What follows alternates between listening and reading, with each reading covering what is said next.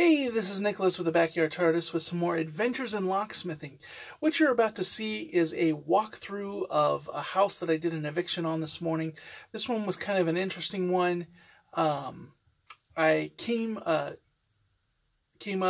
the officers came to the door, and the guy was pretty irate with the officers. He was using the F word a lot, but he was just smug, he's like, you can't bleep bleep do anything because I bleep bleep this, so you can just go on your bleep bleep way, and just kind of all proud and smug. And he handed the officer a paper, and the officer looked at the paper and he smiled. He says, just so we can be a courtesy, and this isn't just coming from me, I'm gonna go call this in. So he goes back to his truck. He says, yeah, I've got a such and such form while I'm doing this eviction, verifying that this has no blah blah blah. He said, yeah, okay, yeah, that's exactly what I thought. So he comes back to the guy and he says, okay, sir, the form you applied out is part of a government program for COVID that prevents, you can fill out this form for being on hard times if your house is being foreclosed upon to extend the foreclosure process by the bank. It says, you're a renter. This doesn't apply to you. So, yeah. Now, had you owned this house and were being evicted by the bank, this totally would have done what you thought it was going to do, but it doesn't apply to being a renter.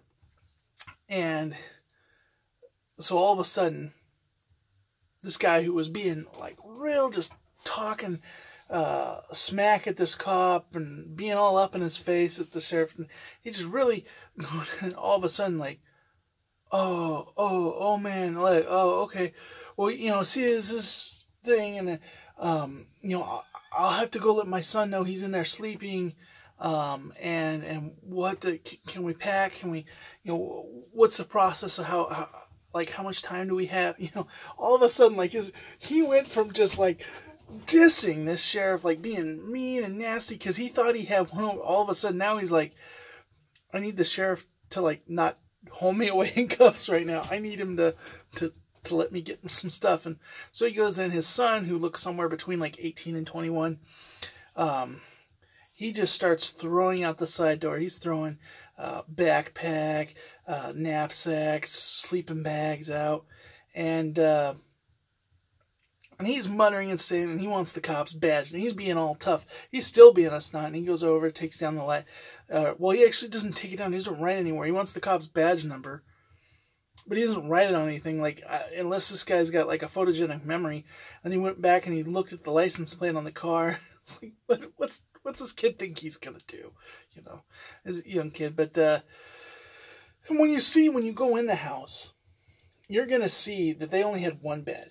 This was a one-bedroom house, and it was dirty and nasty, and there wasn't anywhere to sleep, and they were sleeping in these sleeping, like,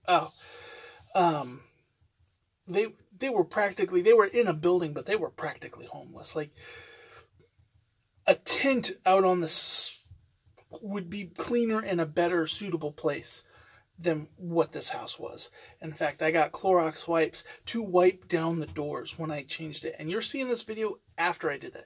Those doors were, like, where the handles were all sticky and grimy and covered in black grime.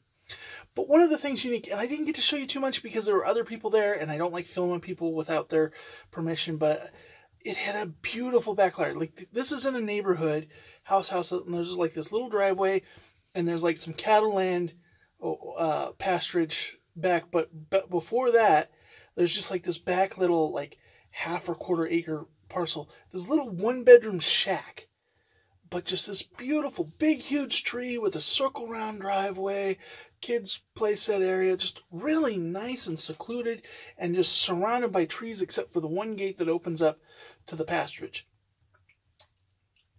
Outside of the neighborhood being a bad neighborhood, like, this would be the perfect place to raise kids, because it's nice, quiet off the street. You could put a basketball hoop up there. It was just, I was just looking at it and I go, man, this is a really nice piece of property. Bad neighborhood, but it's a nice piece of property. And he's like, yeah, the house is, the landlord's just talking about the house. It's like, just kind of, I bought it and took it over, and man, and he's like, but yeah, remodel that house and property. This is a nice place to live.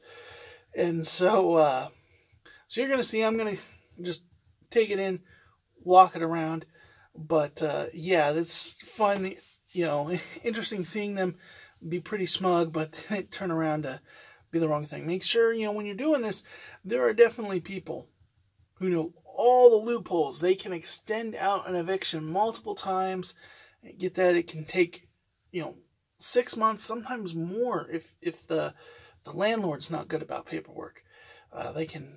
I've heard of people extending it to a full year if the landlord doesn't know what they're doing and not getting any advisement. So, but truly, these people destroyed this building. So, all right, enjoy the carnage.